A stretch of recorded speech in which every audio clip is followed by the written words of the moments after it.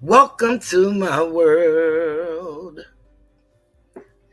Come on in and make yourselves at home. Welcome to my life. I know everything's gonna be all right. Welcome to my world. Oh, won't you come on in?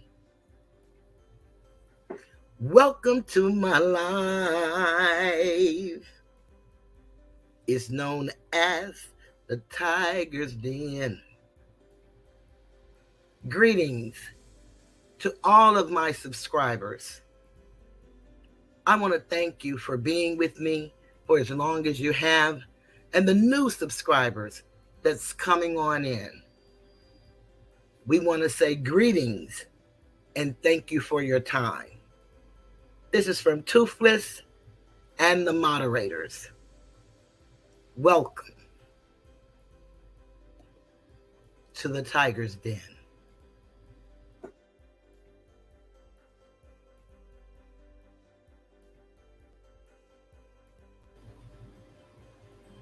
I believe the children are our future. Teach them well and let them lead the way. Show them all the beauty they possess inside. Give them a sense of pride to make it easier. Let the children's laughter remind us who we used to be. Everybody searching for a hero up to. I never found anyone to fulfill my needs. A lonely place to be. So I learned to depend on me. I decided long ago never to walk in anyone's shadow. If I failed, if I succeed, at least I'll live as I believe. No matter what they take from me, they can't take away my dignity, because the greatest love of all is happening to me. I found the greatest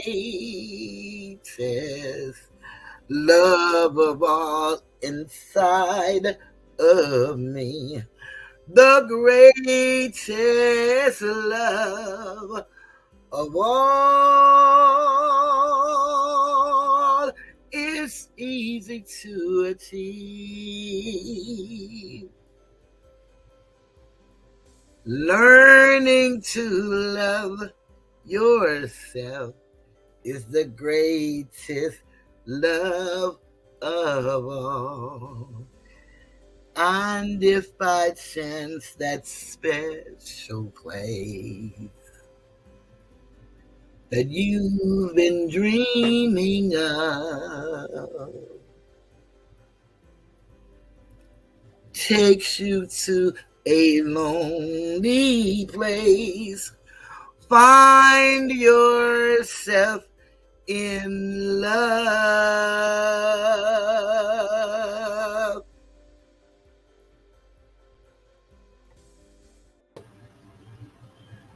Greetings and welcome to the Tiger's Den.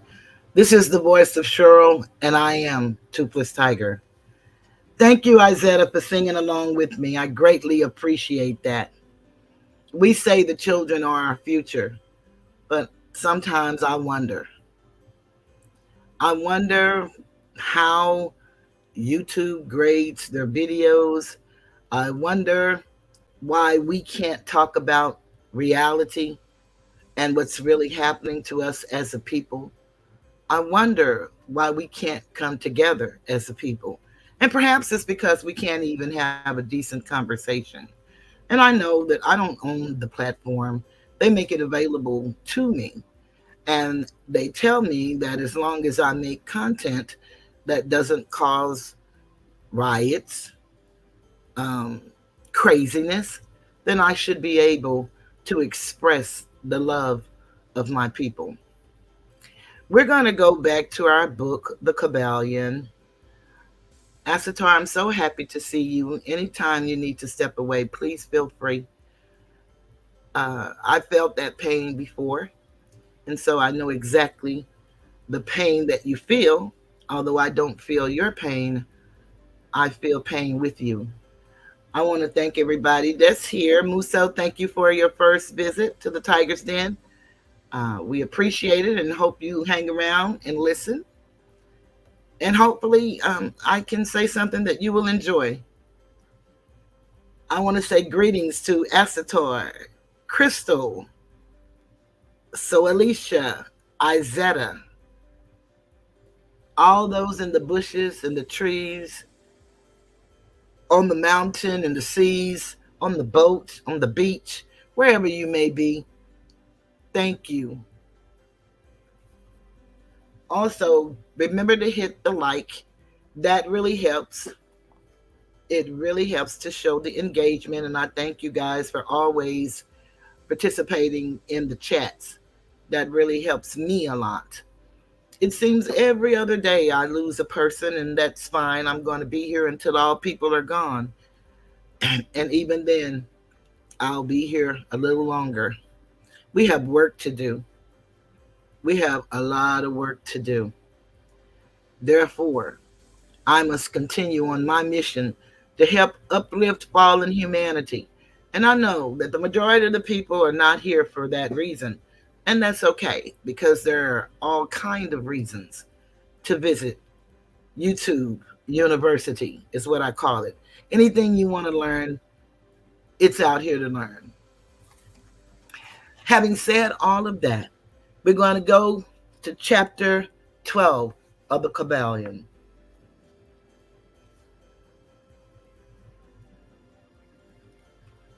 Yes, it is, so Alicia. Asatar says, so Alicia, not really. In a handful of hours, they will be burying my aunt in Armenia. 12 hours ahead. Armenia is from LA. I'm feeling all the emotions of my cousins, her two kids. Yes,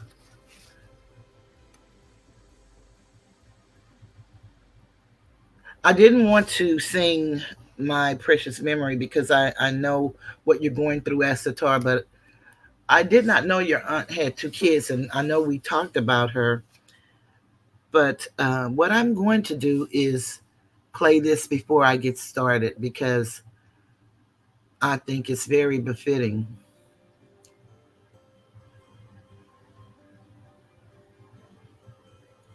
In memory of Morku, and I hope I said that right. Mercury. In a mother's love, you will find everything. Everything's alright. To a mother's love, you are bound.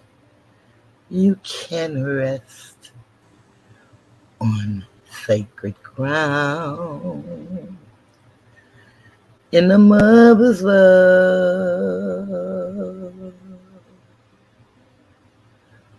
you are free to dream because she sees what you can be.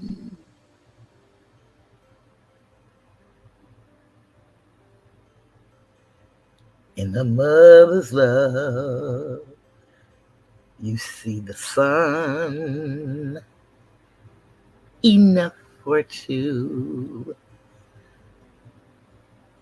but you're one. In a mother's love, you can feel something hurts.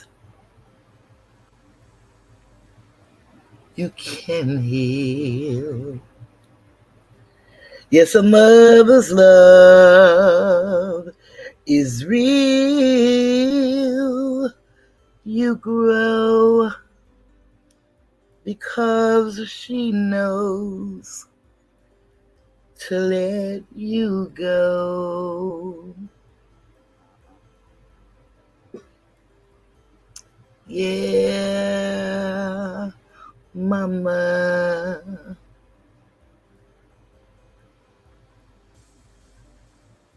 Mama, mama, mama. Mother's love. Mother's love. Yeah. All right. A mother's love. And a mother's love never lies. She believes that you can fly with all of her might. A mother's love.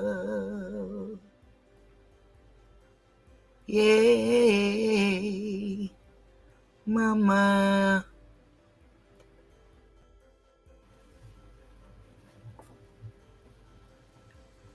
Causation. Every cause has its effect. Every effect has its cause. Everything happens according to law. Chance is but a name for law not recognized. There are many planes of causation, but nothing escapes the law, the Kybalion.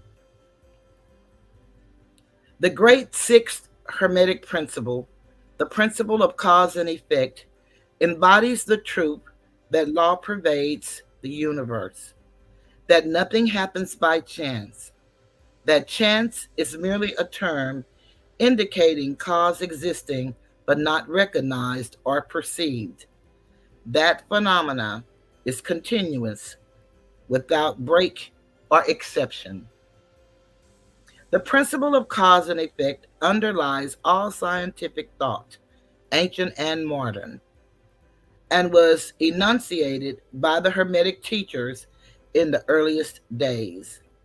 While many and varied disputes between the many schools of thought have since arisen, these disputes have been principally upon the details of the operations of the principle, and still more often upon the meaning of certain words. The underlying principle of cause and effect has been accepted as correct by practically all the thinkers of the world worthy of the name. To think otherwise would be to take the phenomena of the universe from the domain of law and order and to regulate it to the control of the imaginary something which men have called chance. A little consideration will show anyone that there is in reality no such thing as pure chance. Webster defines the word chance as follows: a supposed agent or mode of activity other than a force, law, or purpose. The operation or activity of such agent, the supposed effect of such an agent, a happening, fortuity, casualty, etc. But a little consideration will show you that there can be no such agent as chance in the sense of something outside of law, something outside of cause and effect.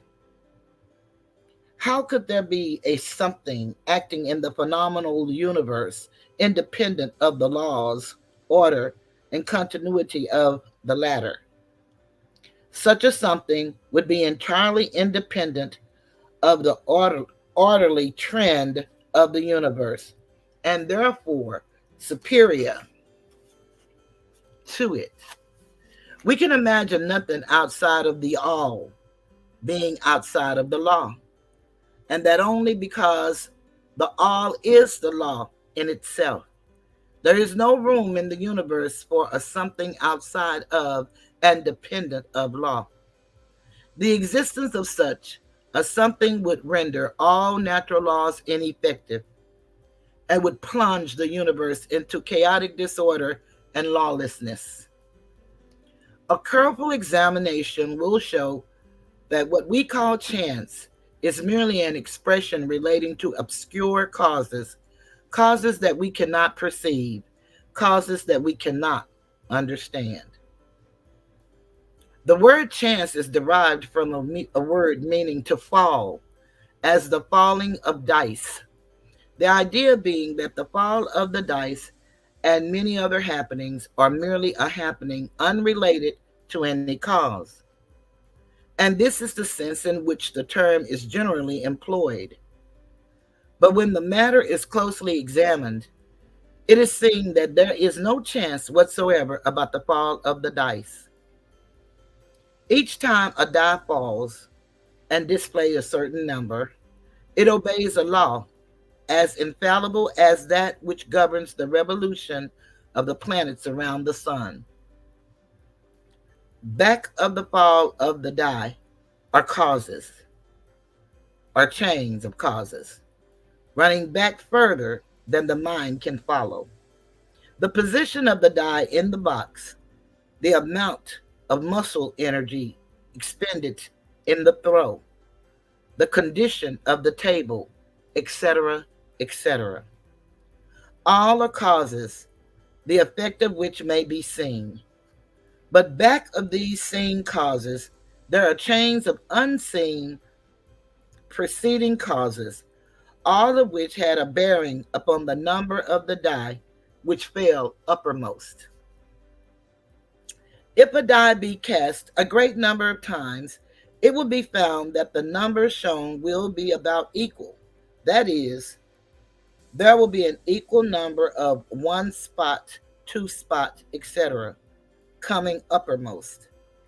Toss a penny in the air, and it may come down either heads or tails, but make a sufficient number of tosses, and the heads and tails will about even up.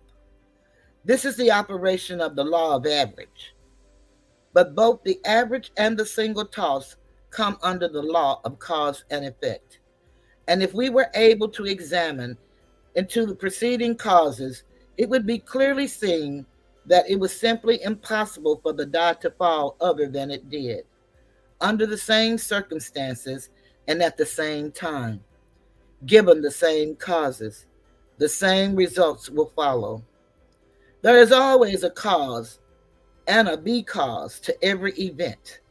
Nothing ever happens without a cause or rather a chain of causes. Some confusion has risen in the minds of persons considering this principle, from the fact that they were unable to explain how one thing could cause another thing, that is, be the creator of the second thing. As a matter of fact, no thing ever causes or creates another thing. Cause and effect deals merely with events. An event is that which comes, arrives, or happens as a result or consequent of some preceding event. No event creates another event, but is merely a preceding link in the great orderly chain of events flowing from the creative energy of the all. There is a continuity between all events, precedent, consequent, and subsequent. There is a relation existing between everything that has gone before and everything that follows. A stone is dislodged from a mountainside and crashes through a roof of a cottage in the valley below. At first sight, we regard this as a chance effect. But when we examine the matter, we find a great chain of causes behind it. In the first place, there was the rain, which softened the earth supporting the stone and which allowed it to fall. Then, back of that, was the influence of the sun, other rains, etc., which gradually disintegrated the piece of rock from a larger piece. Then there were the causes which led to the formation of the mountain and its upheaval by convulsions of nature, and so on ad infinitum. Greetings, Regina.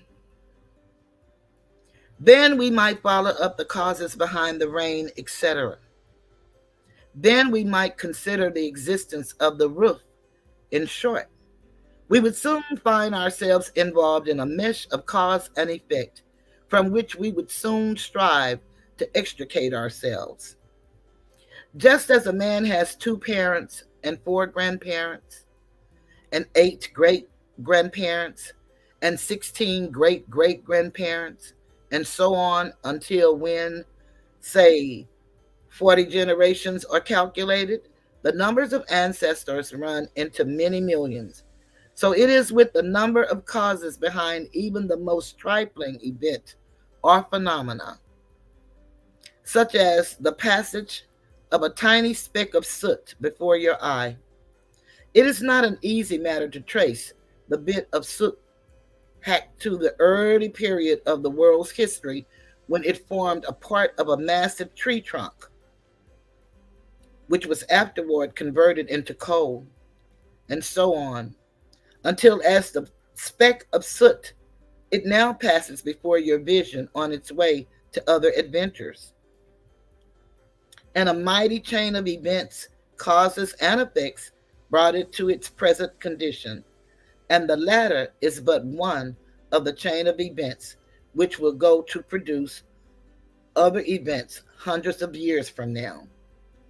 One of the series of events arising from the tiny bit of soot was the writing of these lines, which caused the typesetter to perform certain work, the proofreader to do likewise, and which will arouse certain thoughts in your mind and that of others, which in turn will affect others, and so on, and so on, and on, beyond the ability of man to think further, and all from the passage of a tiny bit of soot, all of which shows the relativity and association of things, and the further fact that there is no great, there is no small in the mind that causeth all.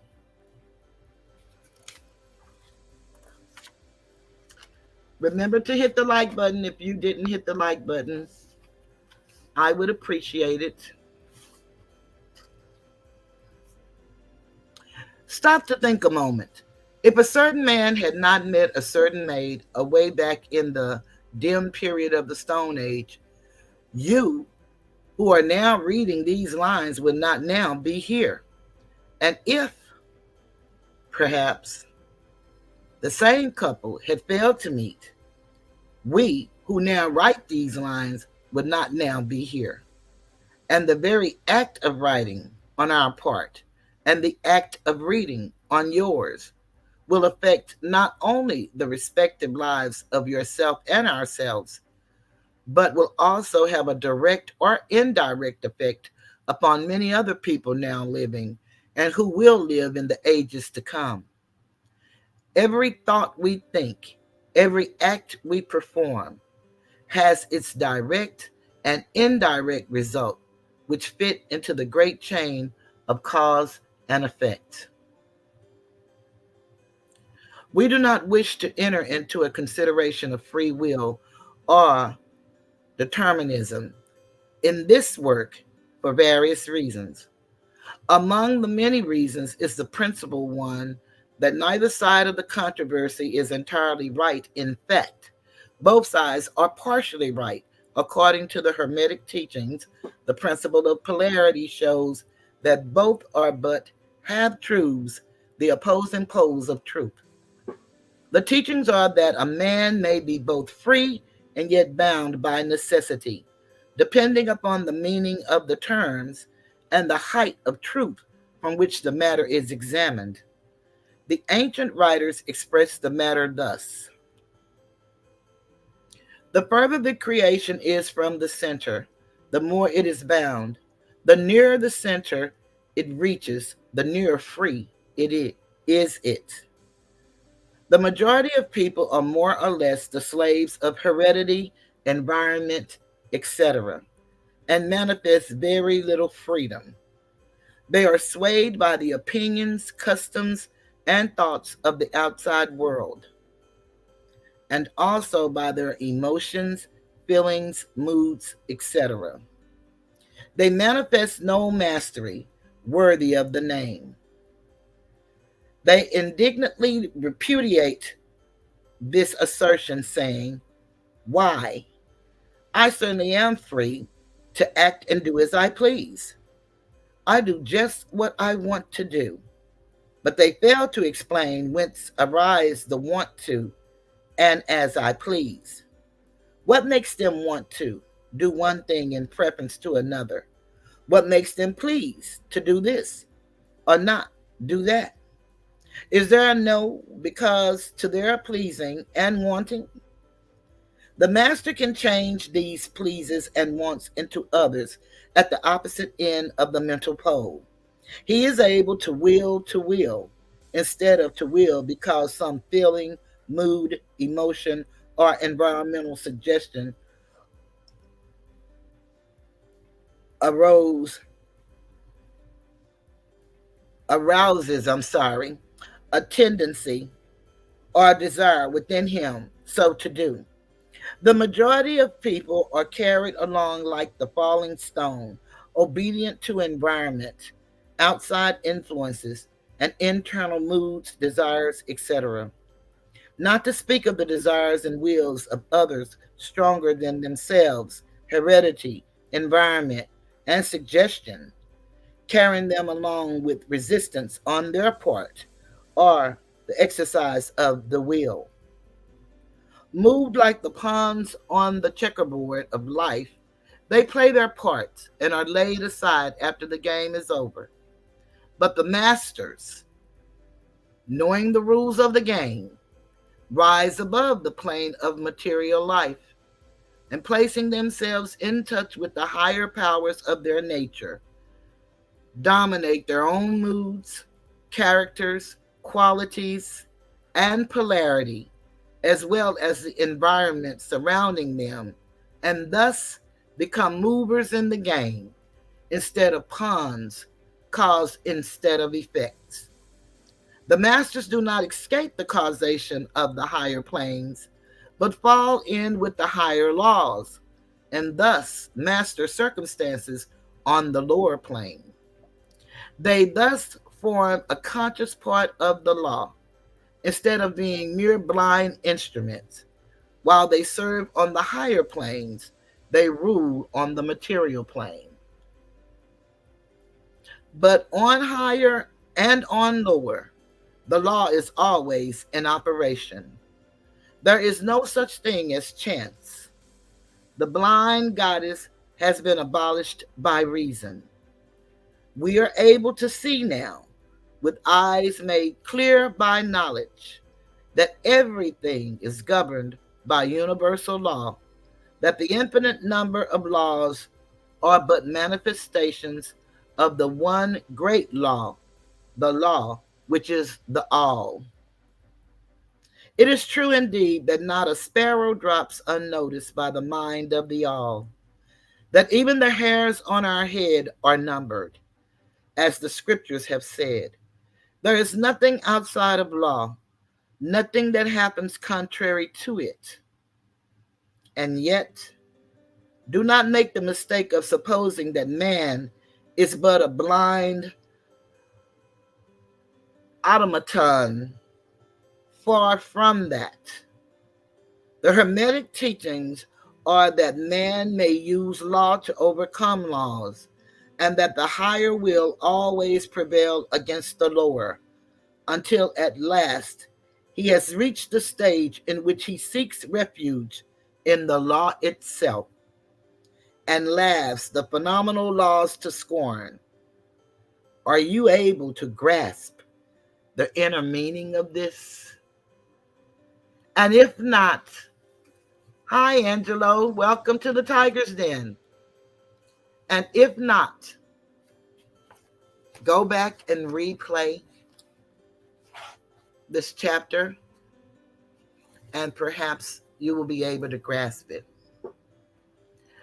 So now that we've done the Kybalion, what I decided to do today is we're in a period of time where voting is important. Many of us, and even myself, had made the statement, what good is it for us to vote? It doesn't matter. It doesn't count. Perhaps not on a national level. Perhaps. You know, one thing that I've noticed, and my brother used to say this, now, you know, we don't mind you voting as long as I'm doing the counting. But even that is controversial. A lot of us don't believe our vote count, and we should ask ourselves, why do we believe that? If our vote did not count, I don't believe that it would be so much drama and trauma around us voting. Like, we have to have special ID. We have to conform to certain rules and regulations. You know, there was a time when they had us doing poll tax, and then we had to have tests to see if we had enough sense to vote. We had to jelly bean jar, and then we had to count the number of jelly beans that were in the jar and blow bubbles and how many bubbles come out. All sorts of things. So we have to know that it's something to that. And it all goes back to the Kybalion, and that's why I'm trying to get us into the 7 Hermetic principles, which are the laws that govern the universe. And once we encompass them personally and really delve into each one as an individual, perhaps we can start mastering some of the things that we've allowed our emotions to lead us into. If you look at the people of the internet today, everybody is all enthralled over somebody else's success. Either they're wanting them to fail or they're wanting them to succeed. I'd rather be on the success part. You see, I was a person, and I've taught this, and I was taught this, that I envy no one for what they have, because I'm not willing to do a lot of the things that people are willing to do. So I say hooray and success to you. Everybody in our sector, I've heard so many people say that they get tired of the mess and the disrespect of the women, but we have no women in the chat. I just don't believe that's true. And maybe they're telling the truth. Maybe it's their truth. Because as we learned with polarity, all truths are but half true. So perhaps that's it. I don't know. I don't know if it's just my deal, but normally I can see, and I'm just going to refresh to see if I can tell. Yeah, it was my deal. Have nothing to do with you guys. Thank you all for hitting the like button. I greatly appreciate it. I really do. Regina said, Asator, I just read about the loss of your aunt. My thoughts and prayers are with you and your family during this difficult time. Sending my sincerest condolences.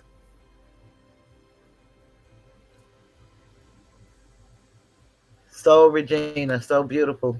Thank you, Regina. And I say thank you because, Asatar is my first Armenian nephew.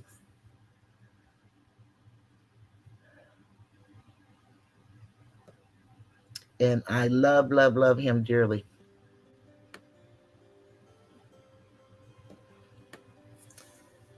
So I thought maybe, because my last video, I don't know, but YouTube found a reason not to put ads on the video. And I thought it was a great video. I don't know what they said it was violent or what, but it came directly from the news sources. So I don't understand it, but I put in an appeal for it and we'll just see what happens. But one thing that I came onto YouTube for, I would have loved to make extra money. I spend money for StreamYard and things like that. But I came on here to help uplift fallen humanity because of the things that I'd learned. And I share it with people that I meet, people that I know. Some are interested, some are not. And it's the same on YouTube. It used to be much more fun on YouTube, and we had more people engaging until the great divide. And I'm talking about the divide where someone decided to make me their enemy, and all of the herd went along with them. I can't do anything about that mentality, but what I can do is continue to do what I do, whether it's 7 people, 700 people, one person, whomever. I'm just grateful for you guys for showing up and for coming and for staying if you choose to listen. I think my topics are worthy to be heard and discussed, and especially with our babies. Perhaps we as adults may not want to hear this and may not need to, but if we really believe that the children are our future and we're not teaching them anything but to drop it like it's hot and to pull out the gat and to roll up the poly and puff, puff, puff and pass, then shame on us. Shame on us. The Voting Rights Act was passed in 1965. No, they didn't. And we're going to go back to it because, like I told you, I have this book that I want to start talking about the destruction of the Asiatic families. And most people are called themselves black, would say the black family, but the Asiatic families. I'm sure they don't. I don't know. But for whatever reason, they don't do anything for me. So because of that, okay, thank you so much. So much. I wouldn't dare do that. I really don't. I don't say names over here because people are just so wicked and vile. Thank you so very much. Matter of fact, let me acknowledge the Cash App that I received.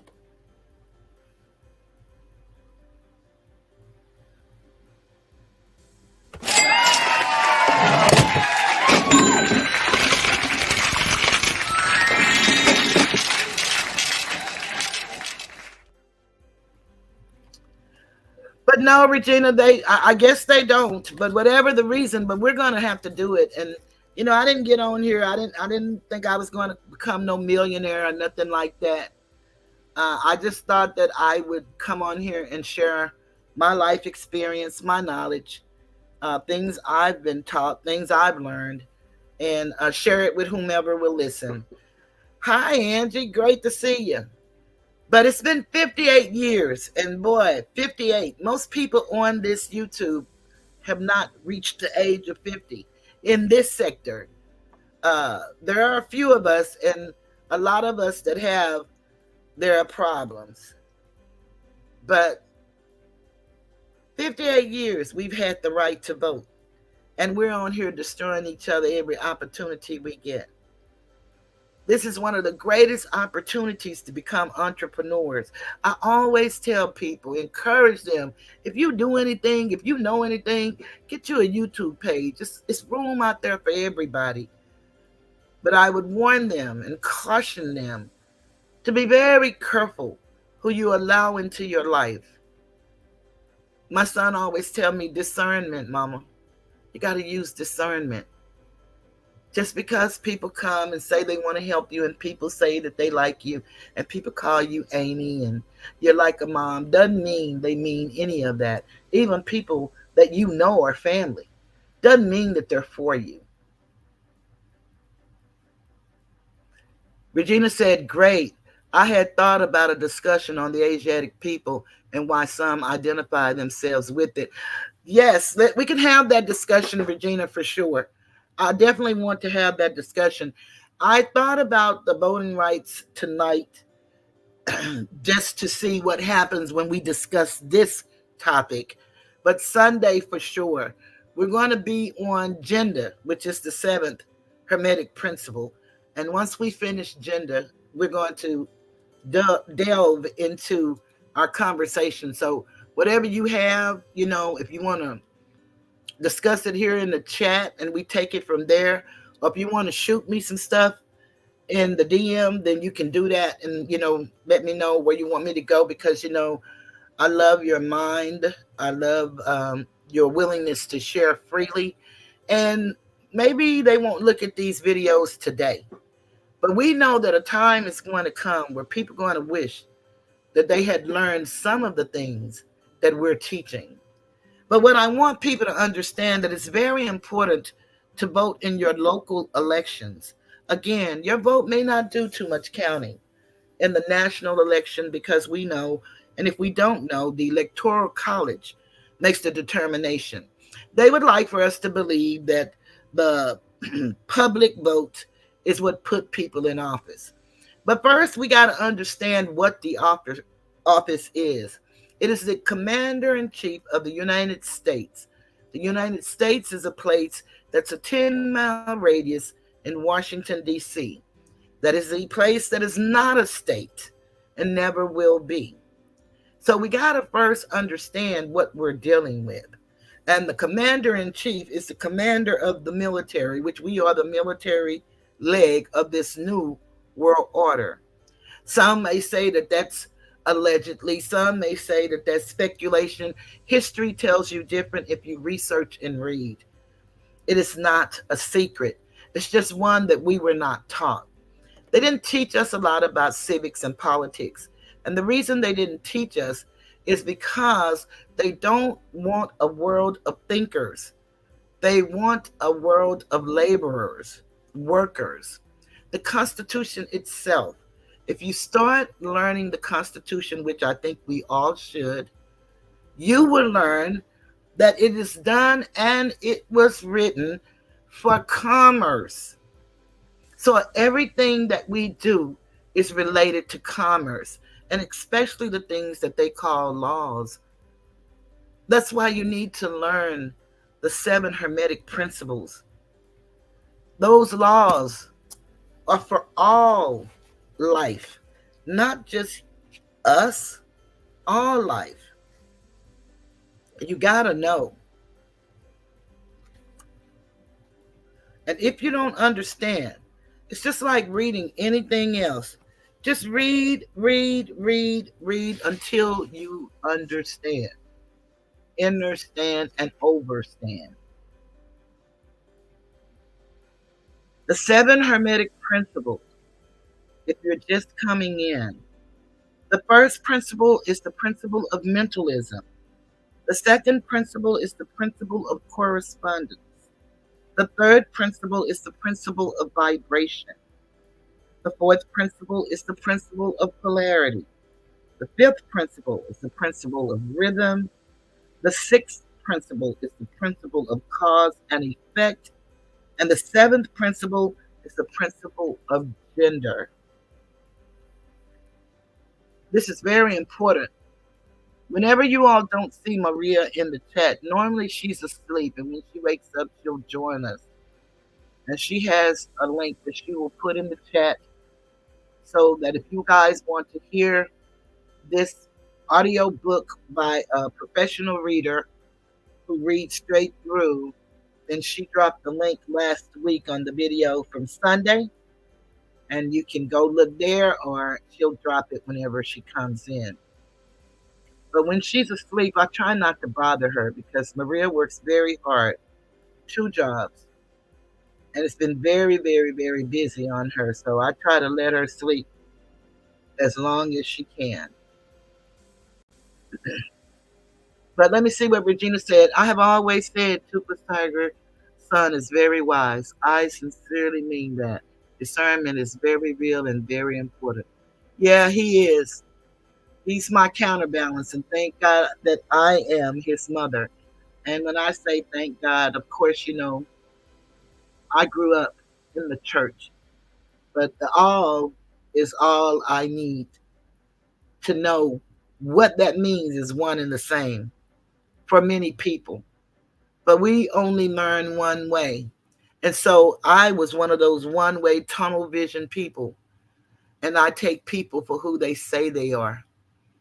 And sometimes that's to my detriment. But it is well, because no one will deter me from what I came here for. I don't follow the crowd. And if the crowd fall by the wayside, oh well. Eagles fly alone. And sometimes that's the way it is. But you guys ground me. Thank you, members. I don't know. I haven't gotten anybody to give me any information about if it's a massage envy in their town so I can give them a massage. Nobody has told me.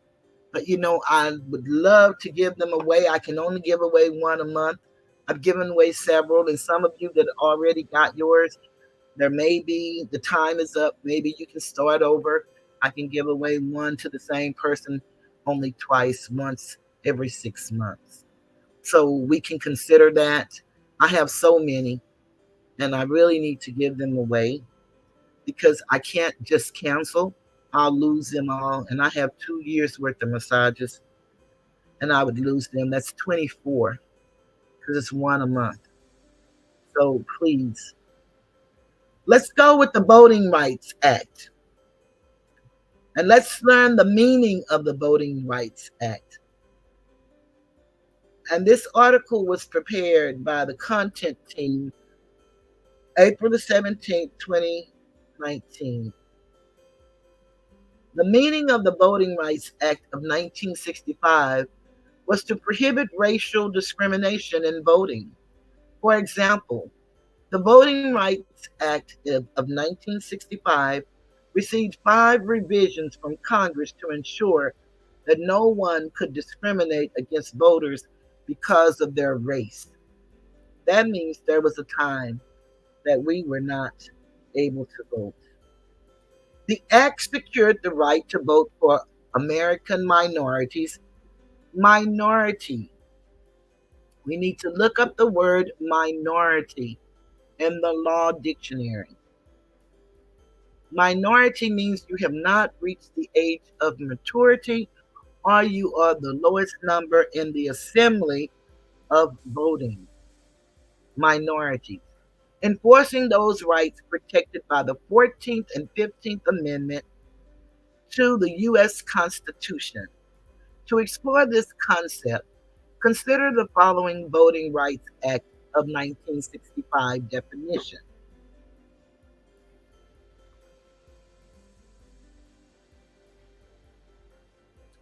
And one thing that Asatar told me It gives credibility when you show your source. And on the book, I don't have it, so I have to read it from the book, but I did put this on a paper. And some of you guys may read faster than me, and that's okay. I hope I don't get on your nerves. The definition of Voting Rights Act of 1965. It's a noun. Number one, a federal law guaranteeing American minorities the right to vote free from racial discrimination. Origin, August 6, 1965. What is the Voting Rights Act of 1965? The purpose of the Voting Rights Act was to guarantee that minorities in the U.S., and anytime you see the U.S., they're talking about the U.S., meaning the District of Columbia, in all honesty. I did a video once about the different United States. And so you have to understand when they use this terminology, they're doing that for a purpose. And unfortunately, we don't know that because we weren't taught that. So when we say certain things, we think we're saying what they're saying, but we're not. And they are the people who make the rules and carry them out. We are the people who should learn to enforce the rules that are written for us. Okay?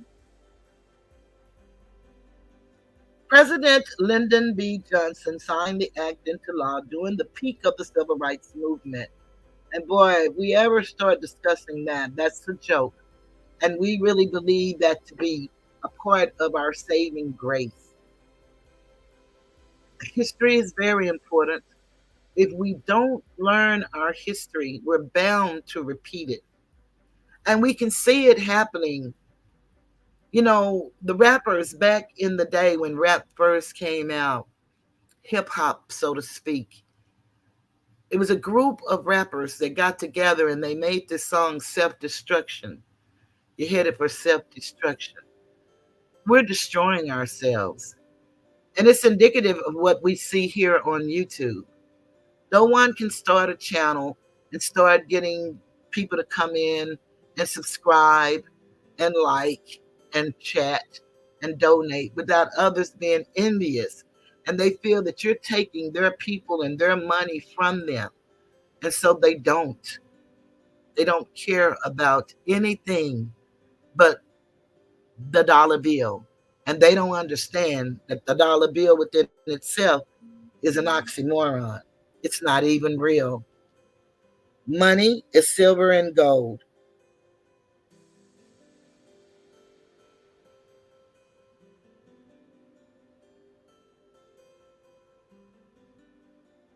Hold on a minute.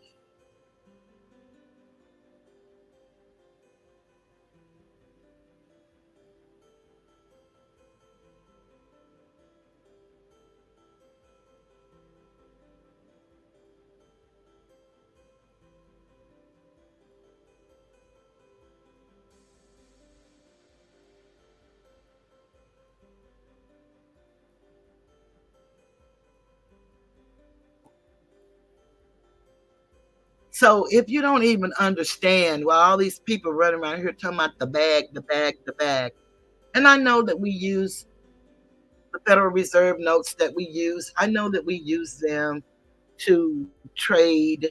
It is a tool. That's all it is. But it is not what we know or what we believe to be as money. It is not that. And even if it was that, we shouldn't be willing to do anything to anybody to say that we're successful. Successful is when you earn it and do it on your own, not when you destroy people and destroy communities to say that you're the greatest. You're not. You're not great at all. Let's go on. Congress later made 5 amendments to the act to expand the protections it could offer to minority Americans. According to the Department of Justice, the Voting Rights Act is the most effective civil rights law the U.S. has ever passed. Isn't that a joke? And most of us don't even know anything about the Voting Rights Act. And our children of today certainly do not know about the Voting Rights Act, because what we failed to discuss, and we don't want people to know, is we had an era of time called the crack cocaine era, and it literally destroyed our families, our structure. It caused more criminals.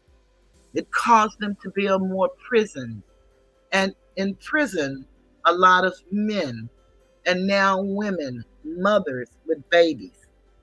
So definitely, we need to teach our babies. A lot of them don't have anyone that can teach them this information.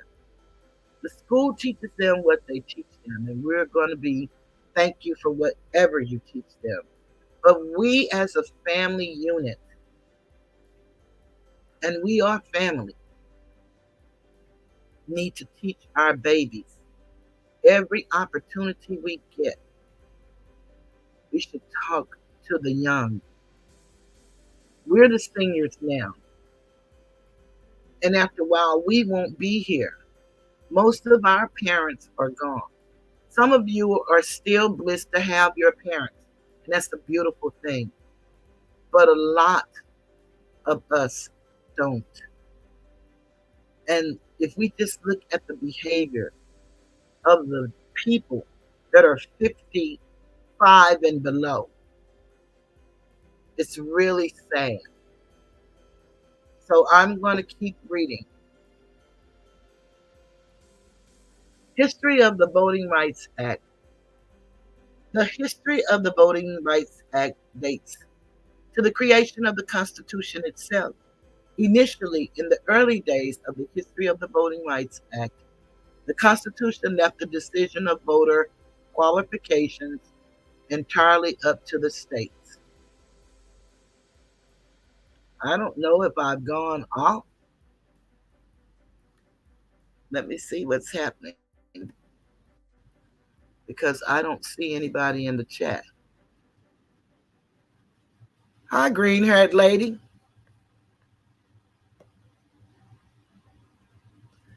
I don't know. Can you guys hear me? I see everybody is gone. It appears that everybody is gone. I don't know if everybody actually left or not. But I can't see when I have my thing on high. I just seen the number went down to 0.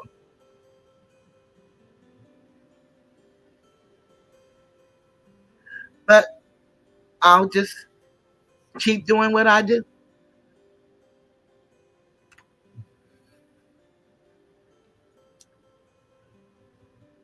Okay.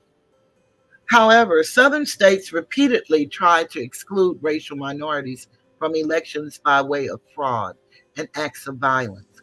Once the 1950s rolled around, the civil rights movement put pressure on the federal government to strengthen their efforts to protect the minority vote. In 1957, that was a year before I was born, Congress passed a law allowing the Attorney General to sue on behalf of those who experienced a violation of their 15th Amendment rights. The Civil Rights Act of 1960 created further protections by allowing federal courts to appoint referees to monitor those jurisdictions known for participating in voter discrimination. While these laws help give the courts more power to punish those who violated federal voting rights, they still weren't enough. That's why the history of the Voting Rights Act ultimately led to the Voting Rights Act of 1965. Introduced to Congress 2 days before civil rights leaders like Martin Luther King Jr. led a march of 25,000 people from Selma, Alabama to the state capital of Montgomery, chanting, "We shall overcome." We're so close, so far from overcoming. It is unbelievable. And look at the time period that they're speaking of. Drafting the bill.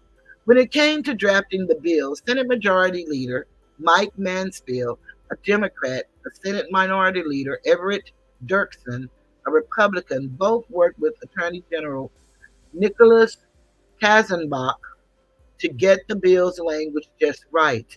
Mansfield and Dirksen received the support of 64 additional senators who agreed to co sponsor the bill, with 46 being Democrats and 24 Republicans. And that's one of the things that we have to realize. And that's why we need to really study the people that are running for office. For the simple reason is we're going to always be the minority, no matter if it's the Democrats or if it's the Republicans. People that look like us are going to always be in the minority. So you have to get help from the other side of the aisle.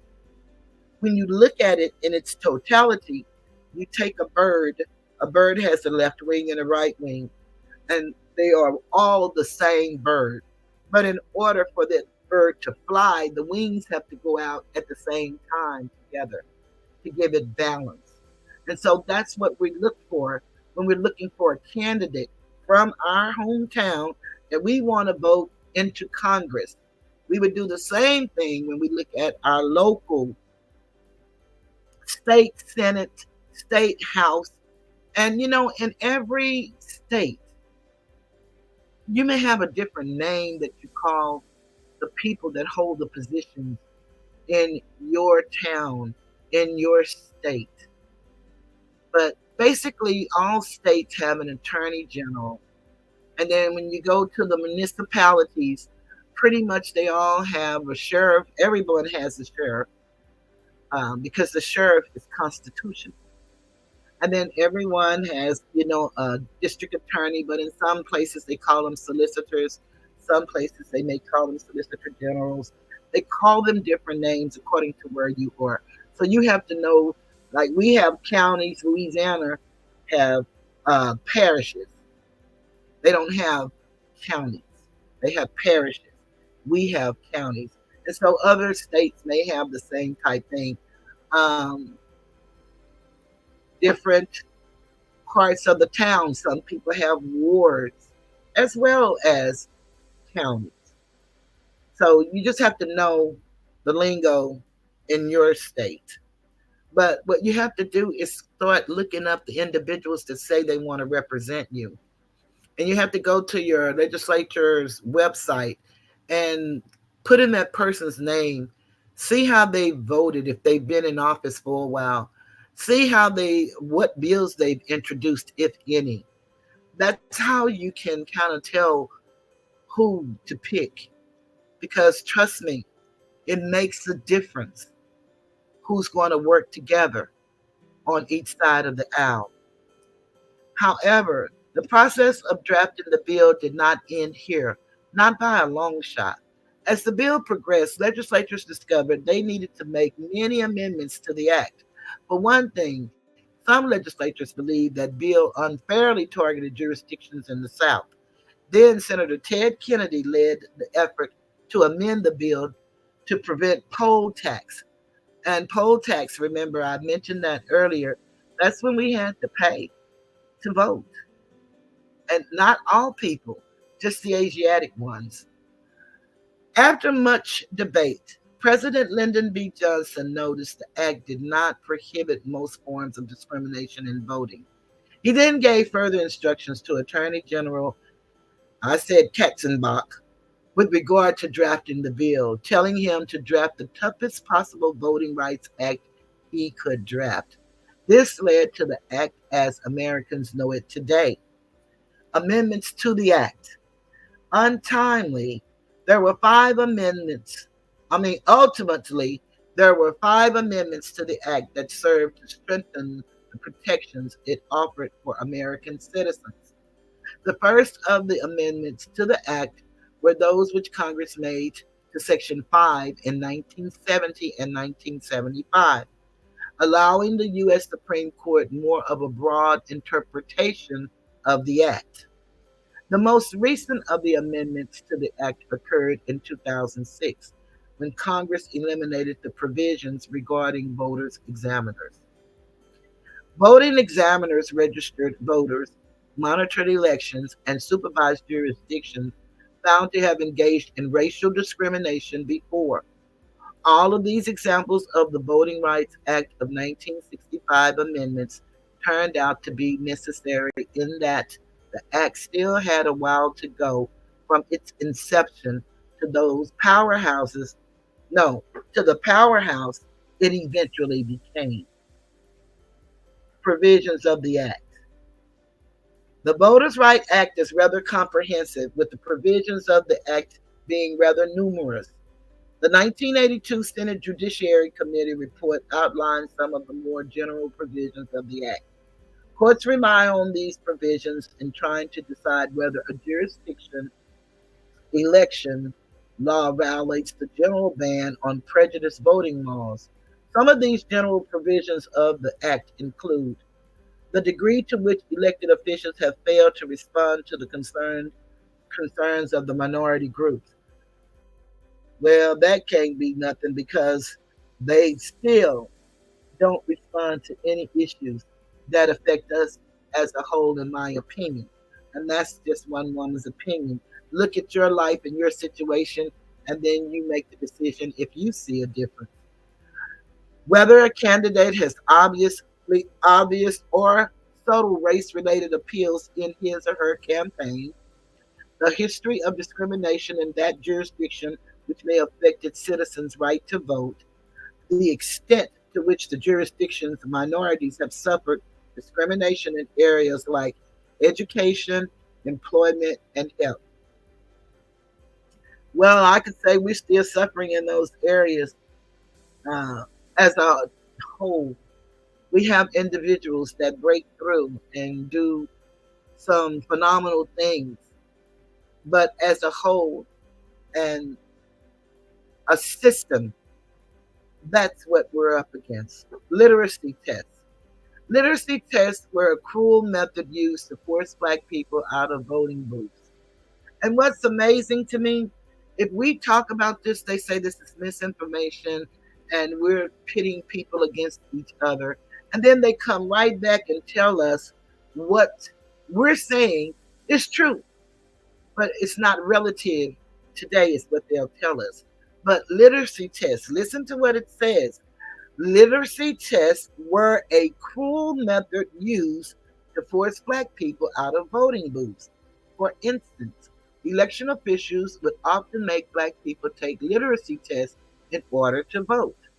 They did this knowing that the black population was largely denied a quality education and therefore suffered from a high rate of illiteracy.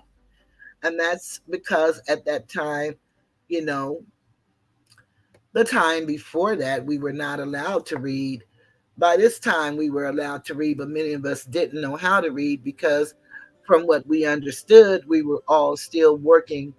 Even though slavery was over, many people, even people that I know in their 70s, picked cotton.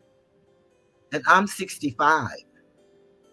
Okay, so we were still working to provide for the family.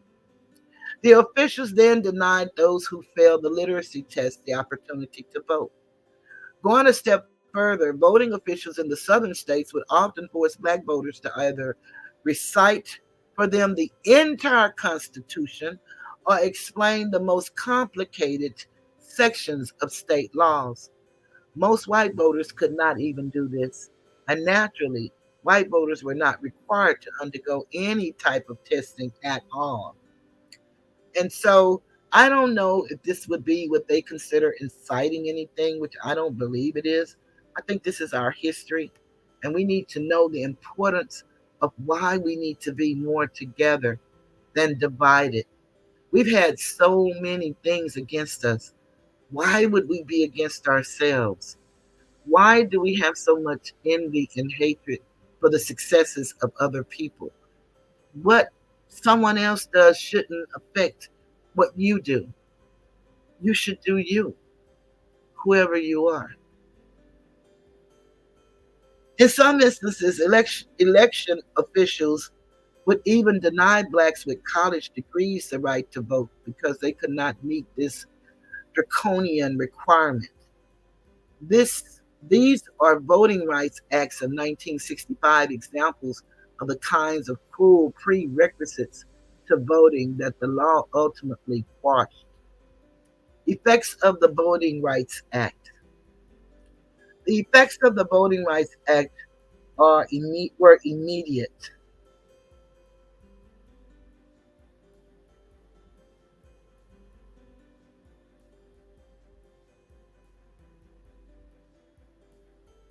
For one thing, by the end of 1965, 250,000 black voters had registered to vote. By the end of the following year, 1 year later, only 4 of the 13 southern states had less than 50% of their black citizens registered to vote. The effects of the Voting Rights Act are downright impressive. In March of 1965, the gap between white and black voters was at its highest in Mississippi at 63.2 by November of 1988. The gap had shrunk to a measly 6.3. Even Virginia, the state with the lowest gap between white and black voters, saw significant effects of the Voting Rights Act, with the gap shrinking from 22.8 in March of 1965 to only 4.7 in November of 1988. These are true Voting Rights Acts of 1965 examples of the good that particular piece of legislation has done for the U.S. citizens. Voting Rights Act of 1965 example involving parts of the act itself. Perhaps the most important example of the Voting Rights Act of 1965 is Shelby County v. Holder, 2013. And that's Shelby County, Georgia.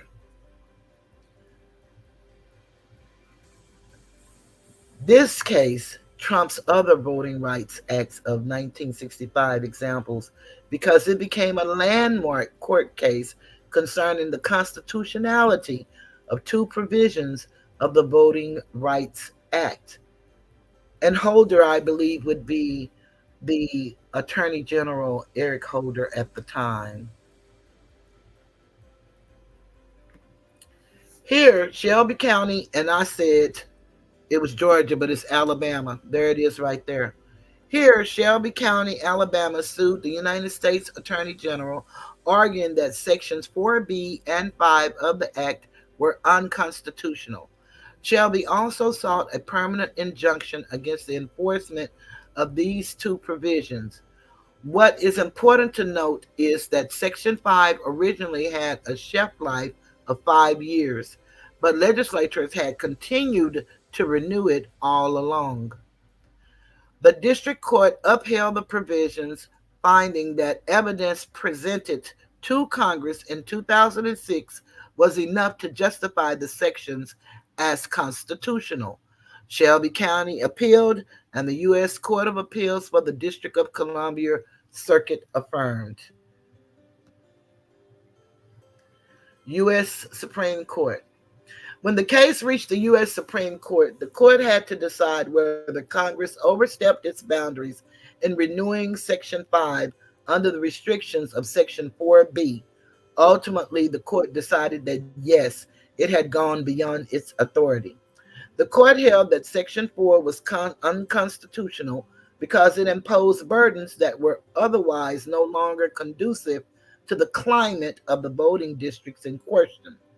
The court added that while Section 4 made more sense in the 60s and 70s, it was no longer relevant in 2013, and for it to continue on as it had been doing was unconstitutional.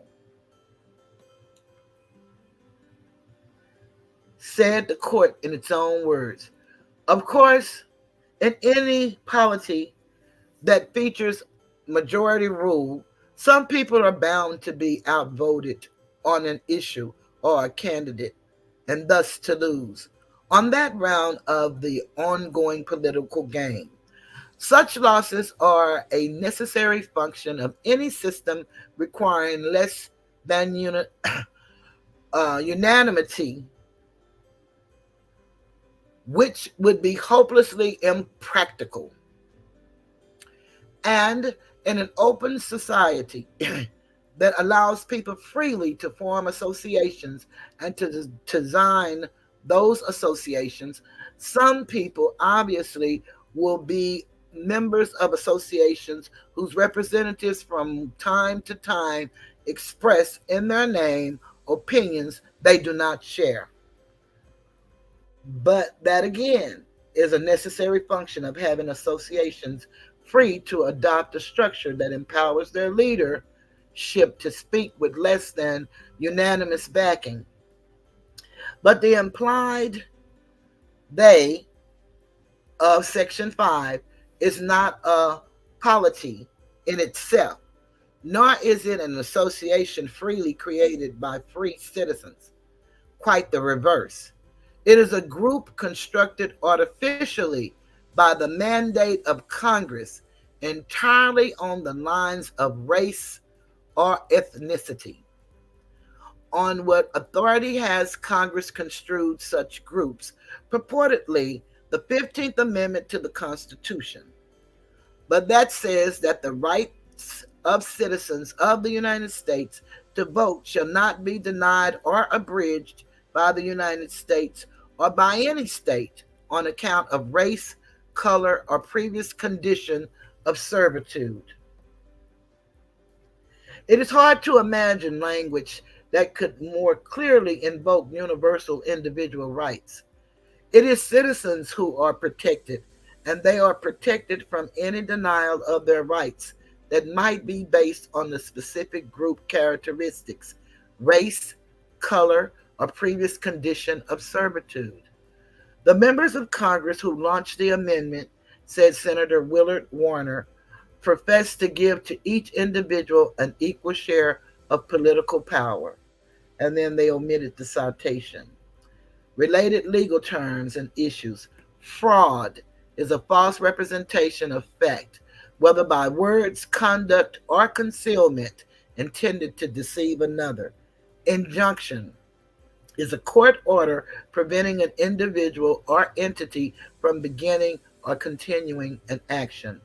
Poll tax, a tax levied on every American adult without considering a person's individual income or resources. So then what I did was I wanted to go to the Supreme Court so that I can see what sections 4B and 5 was really all about.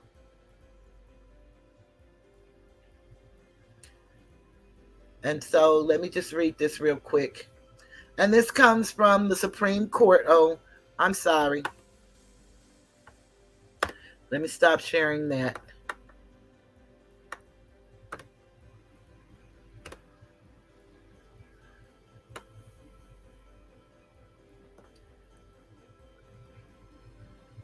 Okay, let me see, Regina.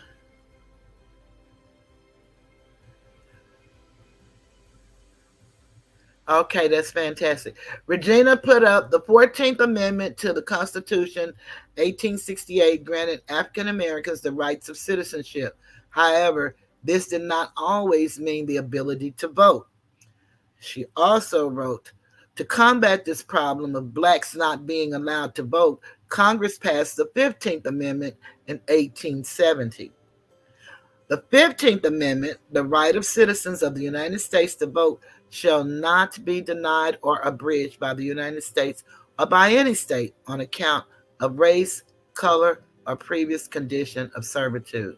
And one day we really, really need to learn about this 14th Amendment and understand that that was created strictly for us. That's what the 14th Amendment was created for. Along with the artificial person that they call the straw man, the all caps name. All of that was done through the 14th Amendment. Regina writes, however, many states still found ways to circumvent the Constitution and prevent blacks from voting. Poll taxes, literacy tests, fraud, and intimidation all turned African Americans away from the polls. And they even do that still to this day. And that's why they have people that they call now, they call them poll watchers. And if you notice when you go to vote, they'll always have people there, a lot of them that don't look like you in your areas, that will be there, and they'll be watching to see if the people are telling you how to vote, or to see if your ID is really your ID or if it's the required ID. And now, the ID has to be a valid ID, even though some of our senior citizens no longer drive, and they may not have renewed or gotten an ID. They may just have their driver's license from when they last had it with their picture, and they look exactly like that, their birthday, but because it had an expiration date, then you can't use that in some places to vote. So let's look at this lawsuit by the Supreme Court. And the author is Aaron D. Van Oort. I don't know how you pronounce that name, but that's how I said it.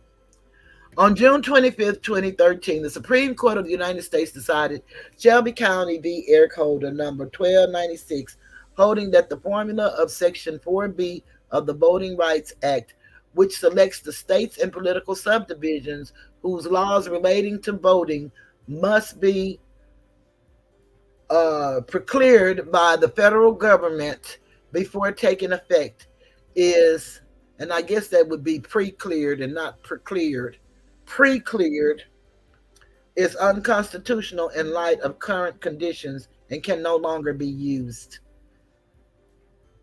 And I don't know if y'all like seeing this or not.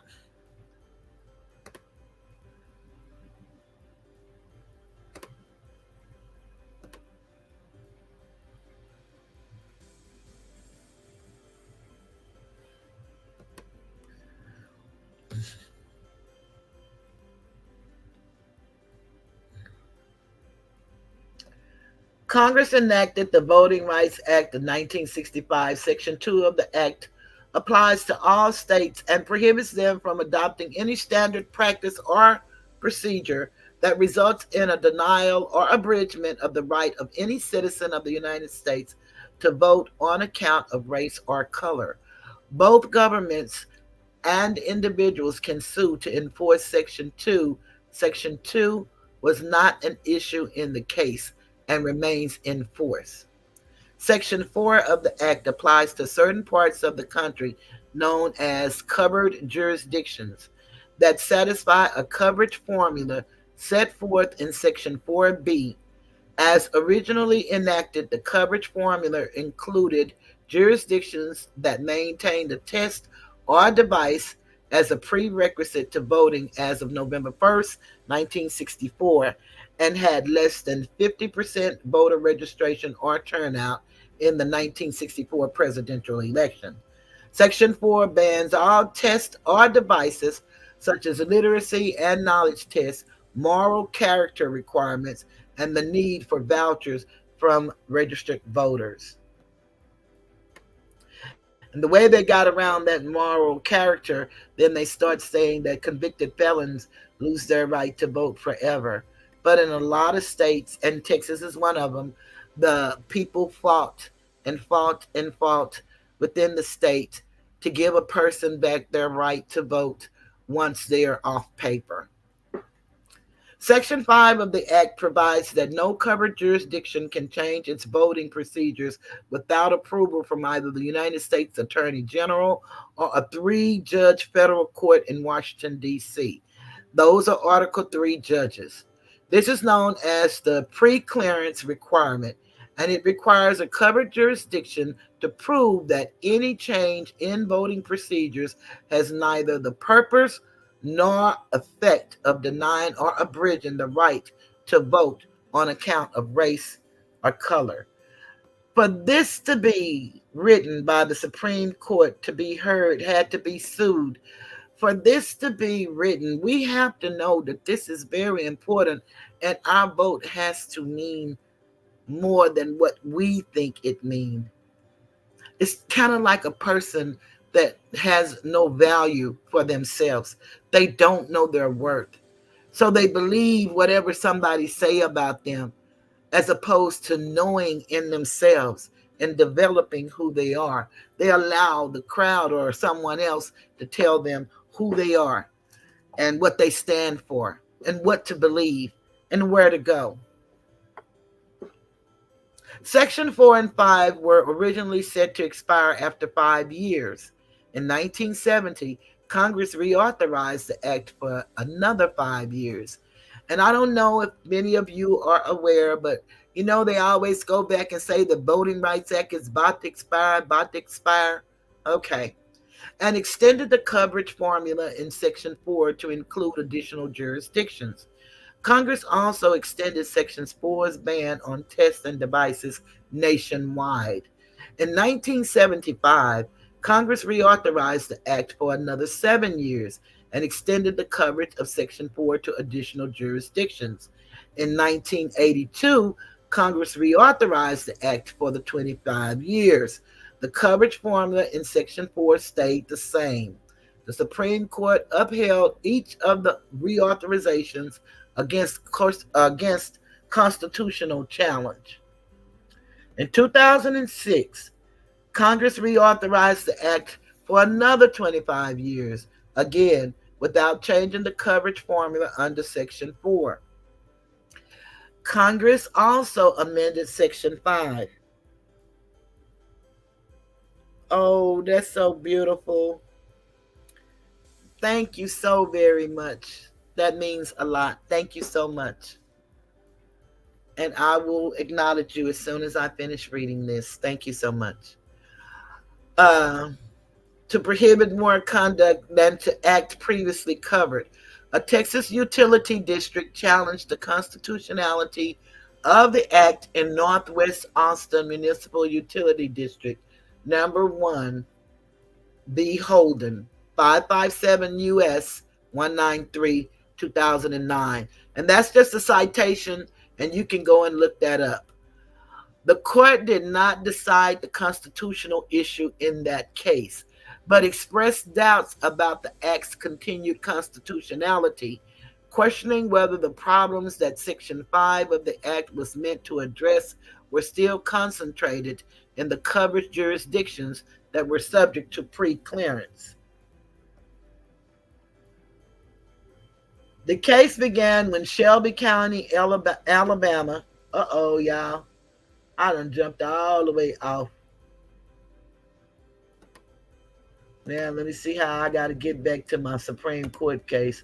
Okay, there you go. Me and this computer, we have so much fun that it's not fun all the time. The case began when Shelby County, Alabama sued the Attorney General seeking a declaratory judgment that Sections 4B and 5 of the Act are facially unconstitutional and a permanent injunction barring their enforcement. The district court ruled against the county and upheld the act, and the D.C. Circuit affirmed, holding that Section 5 pre-clearance was still necessary because litigation under Section 2 remained inadequate to protect minorities' rights in covered jurisdictions, and that the coverage formula of Section 4B remained valid because it singled out the jurisdictions in which discrimination is concentrated. You see how convoluted they try to make things? Basically, because Section 2 was never brought under question, then they have to keep going back and forth, and then this is this, and it's just very convoluted, and that's why we need to really learn our Constitution. A lot of people believe the Constitution was not written with us in mind. We got to get that out of our system. Basically, the basic rules of Constitution is based on the Treaty of Peace and Friendship. And so you got to understand that pretty much all articles of anything, there are treaties that go along when you have interaction with other countries. So we have to start looking at the treaties. And I swear the only thing I knew about treaties is when we heard them talk about treaties with the cowboys and Indians. But the reason they did that, because believe it or not, the people that are Indians, we are they are us. And the treaties have always been in effect. So we have to really understand, just like, what is it, before polarity taught us about degrees. There are degrees of knowledge, and we are off by many degrees, but you can educate yourself if you're interested. It's written so that we may know. The Supreme Court reversed the D.C. Circuit. The court began with the principles of federalism, that states have broad autonomy in structuring their governments and pursuing legislative objectives, specifically the power to regulate elections, and that states are equal sovereigns. The court remarked that the Voting Rights Act sharply departs from these basic principles by singling out 9 states and several counties in other states and suspending all changes to their election laws until those jurisdictions get permission from the federal government to implement laws that they would otherwise have the right to enact and execute on their own. The court stated that this degree of federal involvement in state election law was justified in 1966, when racial discrimination in voting was rampant in parts of the country, and African Americans registered to vote in certain parts of the country at rates far lower than whites. And the court stated that the coverage formula in Section 4B made sense in 1966 because it extended coverage to the jurisdictions where evidence of actual voting discrimination was prevalent. Nearly 50 years later, the court stated things have changed dramatically. Voter registration rates in covered jurisdictions now approach parity between minorities and non minorities. Blatantly discriminatory voting practices are rare, and minority candidates hold office at unprecedented levels. Now, who believes that? Unprecedented levels, and I think we only have one representative in Congress, maybe two. And the tests and devices that blocked voting in 1966 have been forbidden nationwide by other parts of the Voting Rights Act. Yet Congress has not narrowed the scope of the coverage formula in Section 4B to respond to the changed conditions. Coverage today is based on decades old data and eradicated practices. The court stated the formula is based on literacy tests and low voter registration in the 1960s, despite the fact that such tests have been banned nationwide for more than 40 years and minority voter registration rates have increased dramatically. The court rejected the government's argument that the Section 4 formula is valid because Congress identified the jurisdictions to be covered and then came up with criteria to describe them. The court stated that such a jurisdiction would require no logical relationship between the criteria in the formula and the reason for coverage. It would only be necessary that formula capture the jurisdictions that Congress wanted to single out. The court also rejected the government's argument that the Section 4B formula remains necessary as long as there is any discrimination in the covered jurisdictions. The problem, according to the court, is that Congress kept the focus on decades-old data relevant to decades-old problems, rather than current data reflecting current needs. The court emphasized that if Congress wants to single out states for different treatment, it must do so based on current conditions, not on past conditions. But the court stated If Congress had started from scratch in 2006, it plainly could not have enacted the present coverage formula because it is based largely on 40-year-old data. Now, if we were to try that, they would say that we were being fraudulent. But it's amazing how people do things in law enforcement, in the judiciary, and it's just an oversight or a mistake. It just boggles my mind. The court held that Section 4B of the Voting Rights Act is unconstitutional and that its formula can no longer be used as a basis for subjecting jurisdictions to preclearance. The court emphasized that its decision had no effect on the nationwide ban on racial discrimination in voting under Section 2, and that the court issued no holding with respect to the section preclearance requirement itself. The court concluded, our country has changed, and while any racial discrimination in voting is too much, Congress must ensure that the legislation it passes to remedy that problem speaks to current conditions. Chief Justice Roberts delivered the opinion of the court in which Justice Scalia, Kennedy, Thomas, and Alito joined. Justice Thomas filed a concurring opinion. Justice Ginsburg filed a dissenting opinion in which Justice Breyer, Sotomayor, and Kagan joined. And then you can download the court's opinion there. And that's the author. Aaron did a good job. And so, let's see.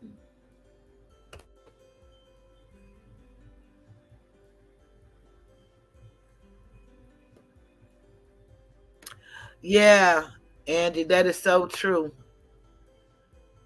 Many.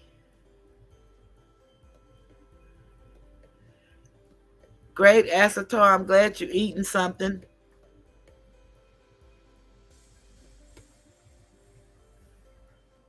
Okay, I think the last thing I read on Regina was the 15th Amendment, and she said, however, many states still found ways to circumvent. I read that. In 1964, the 24th Amendment prohibited the use of poll tax. In 1965, the Voting Rights Act directed the Attorney General to enforce the right to vote for African Americans. And Ass is listening and eating dinner. And then Regina said in 1965, Voting Rights Act created a significant change in the status of African Americans throughout the South. The Voting Rights Act prohibited the states from using literacy tests and other methods. And Angie said, she's laughing. We all need to take the time to read this. That's so very true, Angie. I'm not playing. It's so very important. It's so much that we could be doing to help our children if we're really about the children. And we say we are about the children. It's very hard to believe. It's very hard to believe that Black women feel like they're being mistreated. They don't come together to discuss it. It's not about one person. One person can be totally eliminated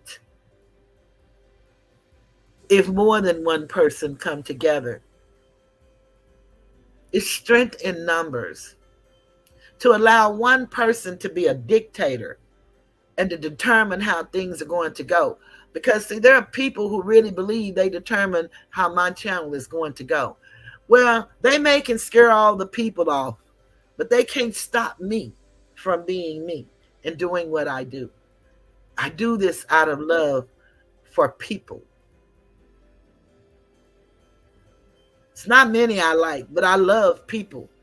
I was commissioned to do that. People have shown me love. And so I have to reciprocate.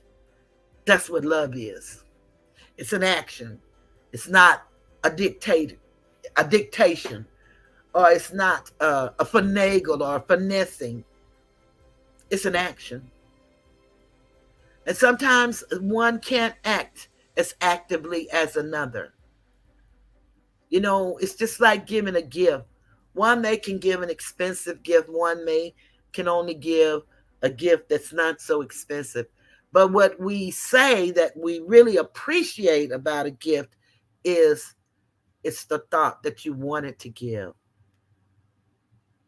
and that you gave out of what your need was and your necessity. That's what makes it important. Regina said, and yet in 2016, so many people of color was going on campaigns telling blacks not to vote, telling people to boycott voting, telling people that your vote doesn't matter. Insanity. And then another thing they do, Regina, is not only do they try to get you to vote, but then they want to tell you who to vote for. And that is a decision one must make for themselves. You must do the work. You must put in the work.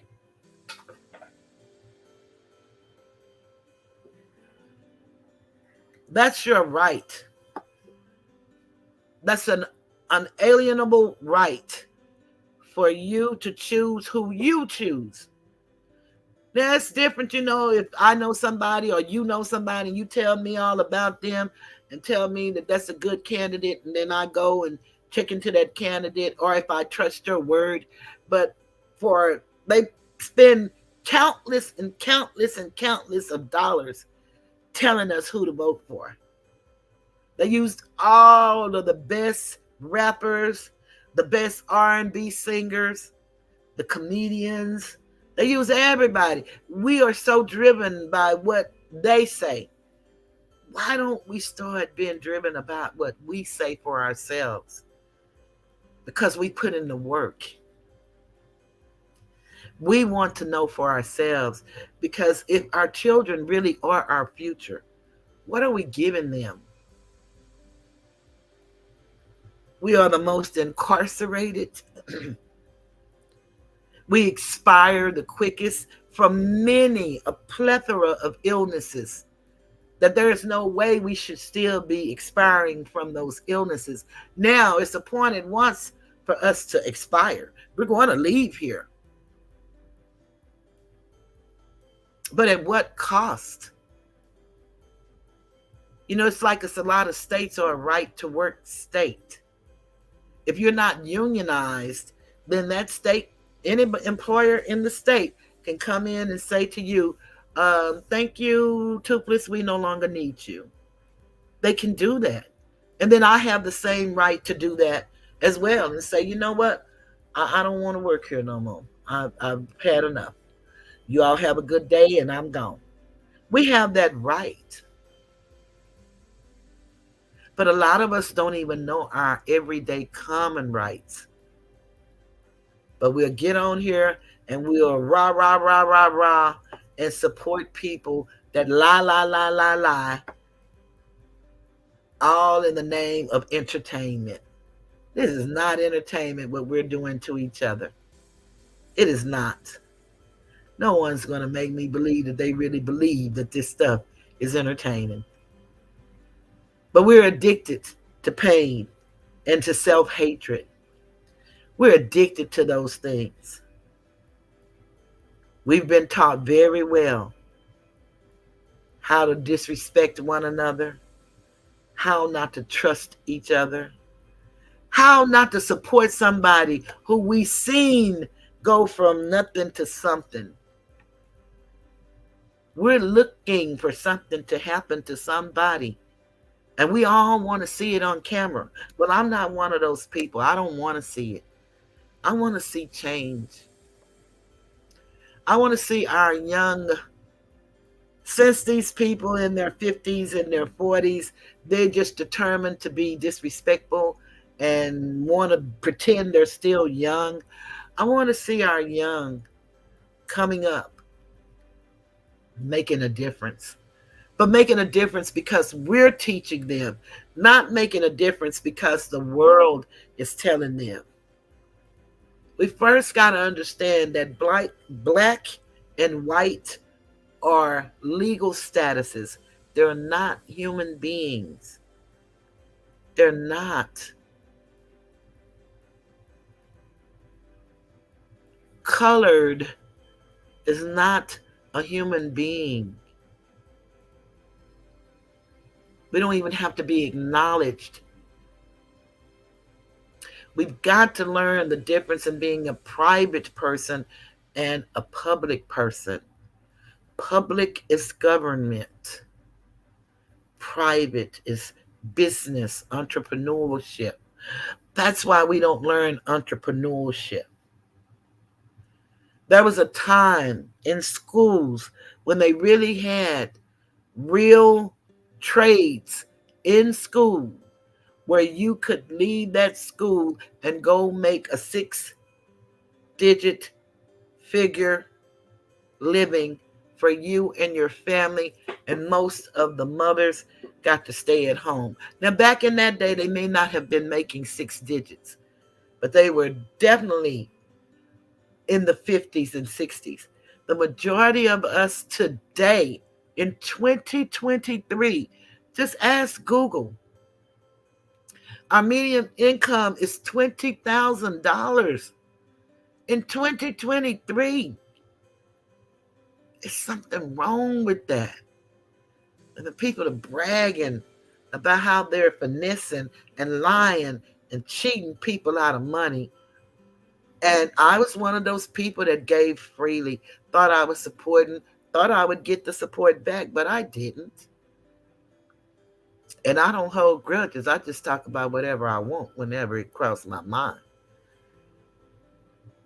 But I don't do that anymore. It has recently come out that the CIA created, allegedly, gangster rap. And why wouldn't we believe that? Literally, they do a lot of things. You know, it used to have a lot of good movies that told us, and if we don't know it, but a lot of our history is documented in many movies. Because we were not taught much, we don't know the signs to look for, and we don't know that those movies are about us.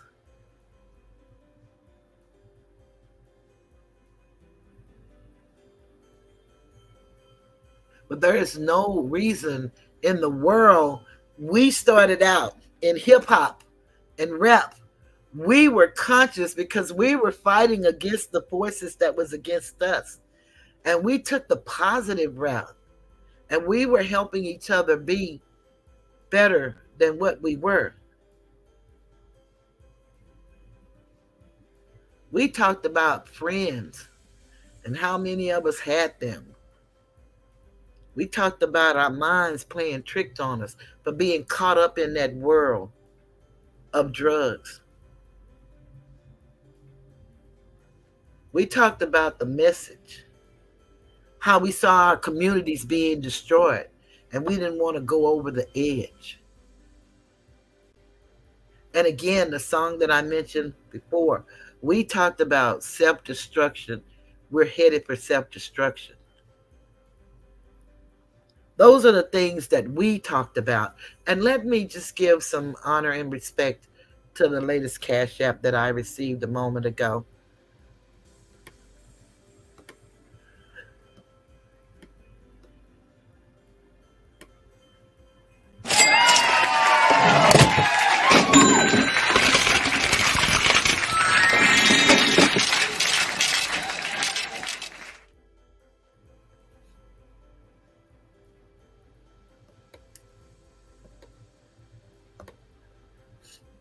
For I am truly grateful that we don't give to make the haters mad.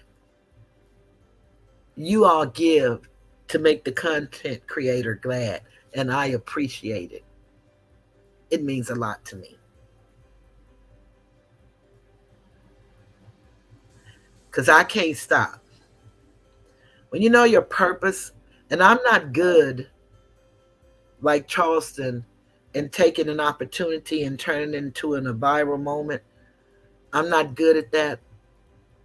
But that young man is somebody who needs to be protected. While everybody is hating on him and don't like his methodology, they should really listen to his interviews, his sincerity. And as he stated, he walks with the Spirit, and that Spirit is protecting him. And I trust that it will continue. I'm learning to be a little more selfish with myself, not giving so freely to others when I say selfish with myself. Regina said, there is nothing new. Example, every movie is based off of a truth. So when you see a movie that says this movie is based off of actual events, all movies are based off of a true event. And that is true. And as we learn today in cause and effects come from what? Events, not creations, but events. Boy, this stuff is getting so deep and yet so plain. If we really start learning the things that we were not taught, imagine how far we could go as a people. See, one of the things people have problems with us is because they believe us to be vindictive like they are. We're not vindictive people. We have every right to be, true that, but that's not who we are in nature. All we want is to be. See, because it's not to be what we've never been, because if you go back in history and look at all the things that have been invented, even up to today's time, the way they do it today is they tell us when you work for a company, and most of us have worked for companies, if you invent or come up with an idea, you have to submit it to the company. Then you got to sign these papers giving them the right to claim creativity over your creation. That's reality. That's not something that I'm making up. That's real. But they have us thinking from the way that we treat each other, the way we talk to each other and talk about each other. They have us thinking that we can't create nothing but cooking drugs in the kitchen, making pies. That's all they have us thinking we can do today. It's not true. We have so many brilliant minds out here still inventing. But because we're so against ourselves, we can't win. And I don't mean against anybody, I mean win for yourself. Because your only competitor should be you, thriving to be a better you, striving to be a better you. We all fall short of other people's expectations, sometimes even our own. We all fall short of that. But just think if we become more conscious of our shortcomings and then work toward making them what's great about us, being better. Yeah, we're going to talk about our family and our breakdown and how it's done systemically. And those are the things that we're supposed to just sit in a corner. We see all of this happening. We have sense, but we can't use it. My daddy taught us if you don't use your mind, your brain, someone will take it and use it against you. We see that every day. We need to use our own brain.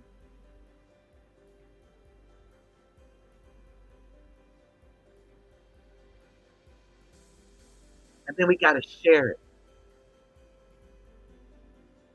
We got to share it with the babies. You got to talk to the youth. If they don't ask the right questions, give them some questions and some answers. Because they don't know what they don't know. And they only know what they live and what they see, what they hear, what they experience. On those stories that I did do Sunday that they not paying me for, there was updates on both stories. On the young lady story, the young man who hit her, his father did a news interview saying that it was not racially motivated. Although he called her nigger about 5 or 6 times, he said it wasn't racially motivated. And I don't know if they get paid or they get commercials or not, but Dr. Ritchie, Rashad Ritchie on Indisputable, I look at him a lot, and he has the follow up story on there. And on the young man that was tased for changing a tire and talked to horribly, tased twice, by the way. Uh, he got the name of that officer, and he gave her name of the officer who did those dastardly things. Oh, that's good, Angie. I look at a lot of too the police, like when the police uh, realize that they've arrested the wrong person or done the wrong thing. I saw a story tonight that was very, very painful to watch. It was, we can't even go out to eat, y'all. It's all this time about we need to have the story with the children. What story you gonna have with the children when you're doing normal human stuff and you're getting accosted like you're a hardened criminal and like you just robbed a bank or you pushed down a little old lady or something? I mean, this stuff is unbelievable.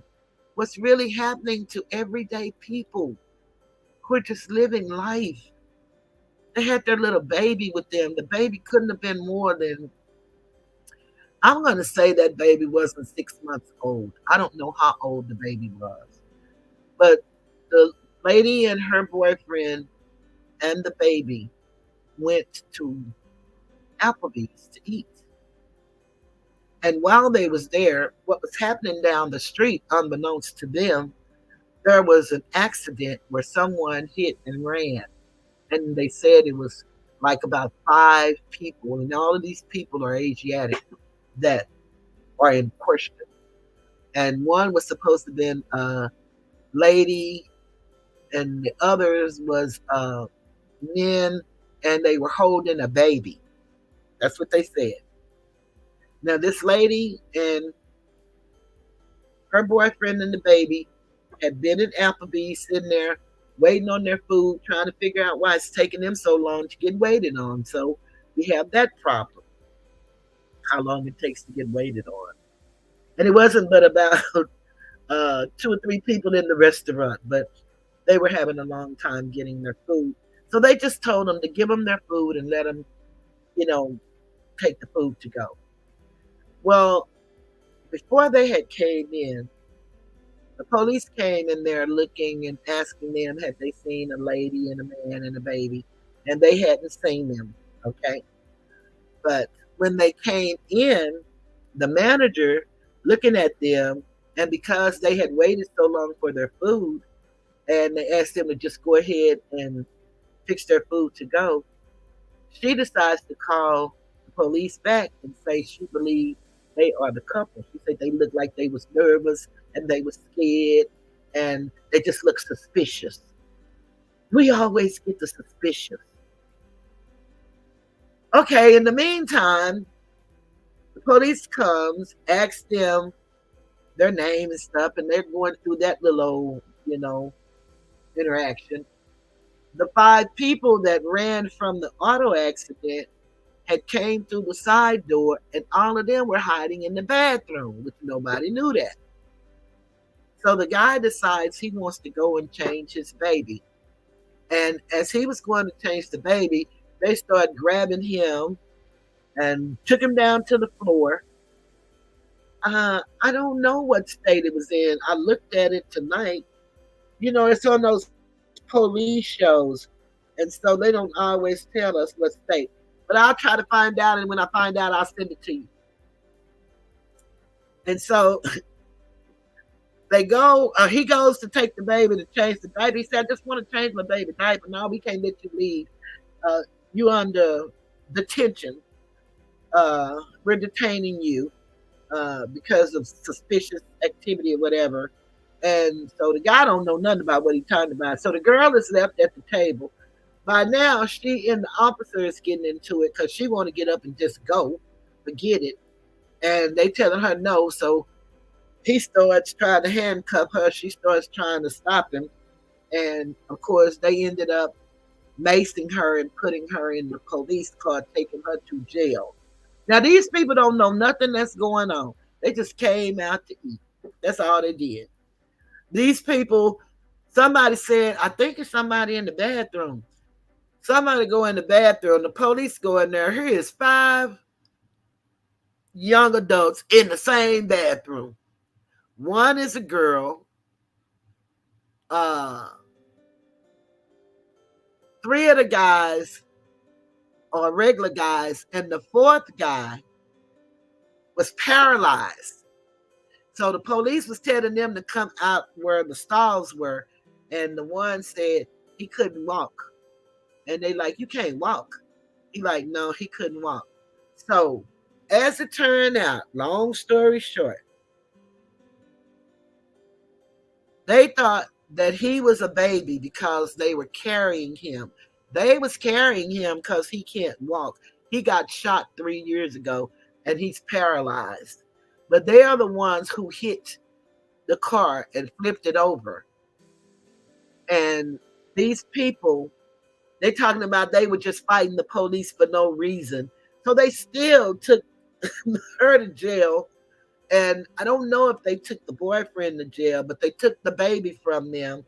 The baby was with one of the ladies at the restaurant, but they said the police was going to get the baby. But the grandmother came looking for the baby. They said they took the baby to the hospital.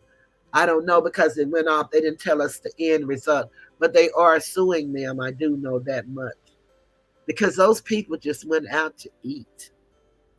They had nothing to do with what was going on. They asked them where was their car, and because they wouldn't tell them exactly where the car was, then it was just them because they had a little baby. And the guy that they thought was a baby wasn't a baby at all. He was a young adult. I don't know, they were in their teens and early 20s. And he was paralyzed. And they were toting him, so that's why the people thought it was a child. But they said a baby. They know no grown looking person ain't looking like no baby in nobody's form. Let me see. Regina said the more knowledge you become aware of, the more things become easier to acknowledge, become aware, and comprehend. Once this is understood, one must be mindful that many are deeply brainwashed. And that is so true. Here is the Kenosha article. Okay.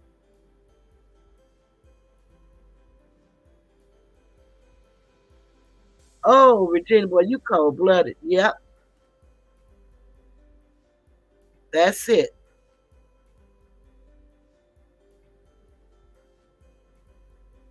Yeah, that's on YouTube as well. I'm gonna see. I might can share the link from my phone.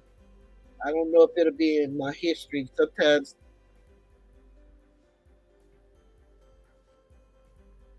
it'll go back too far from the TV to the phone, but sometimes it does.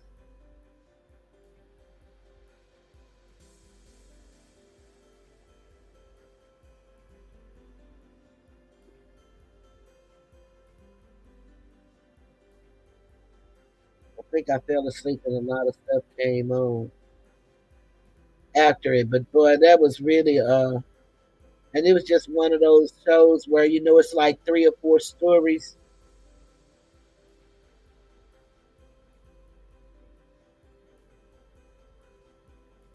So I don't know which one of these it was because it wasn't just that story. But it was really it's on one of these police shows when they arrest the wrong person. One of those shows.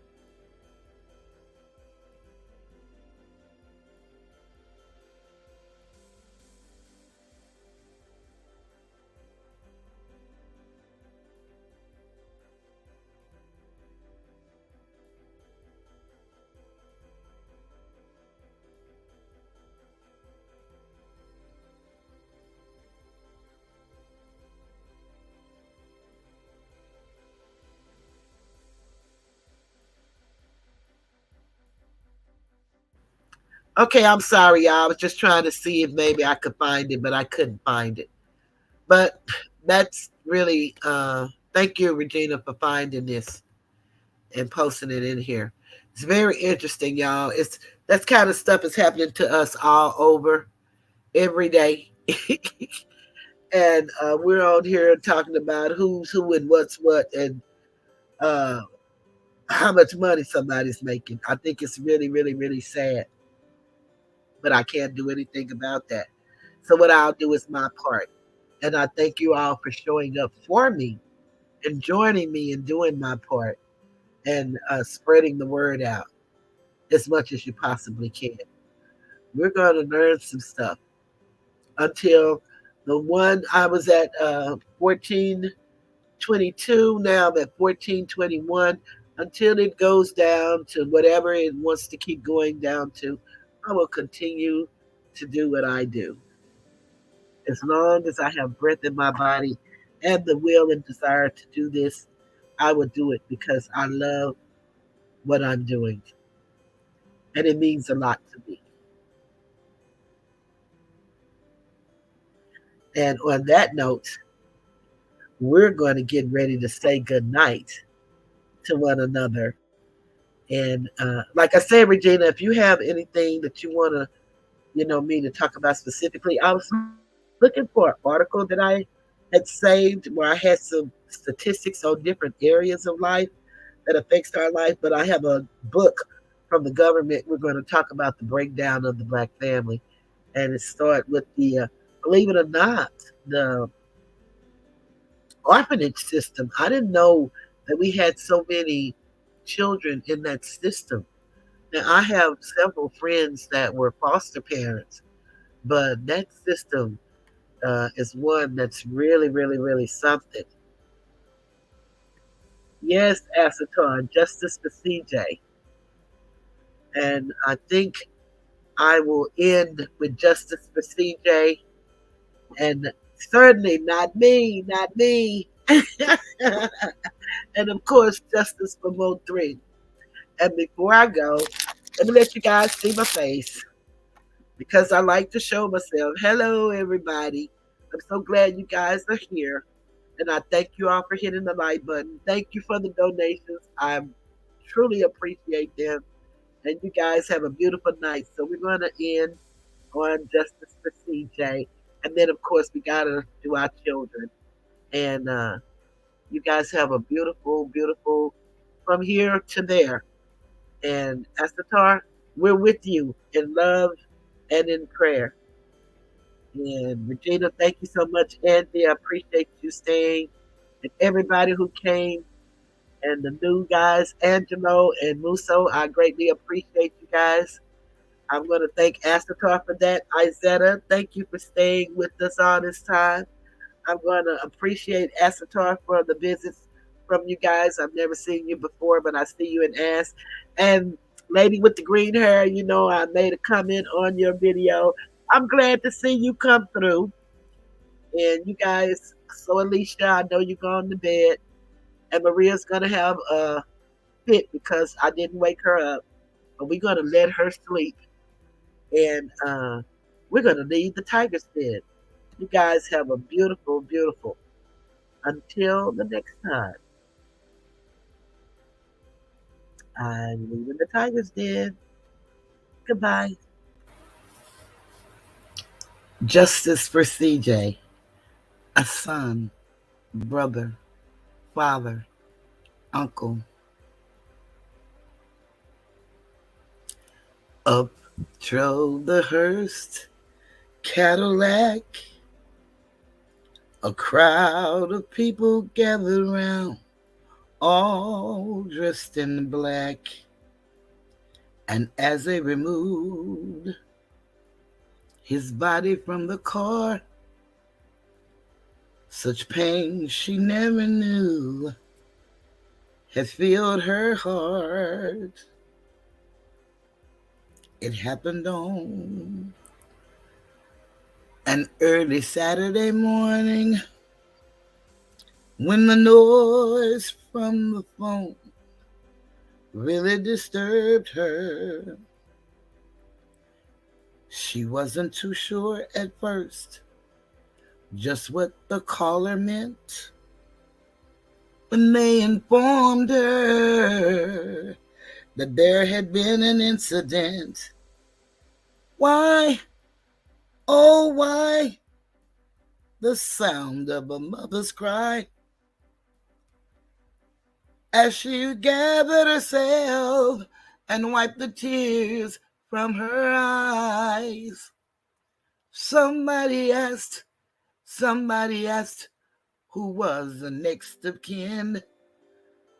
But oh Lord, it was the beginning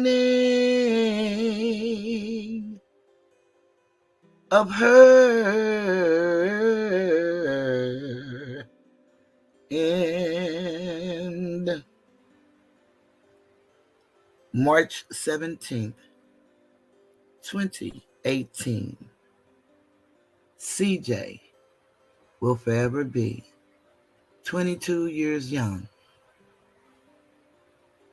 Justice for CJ.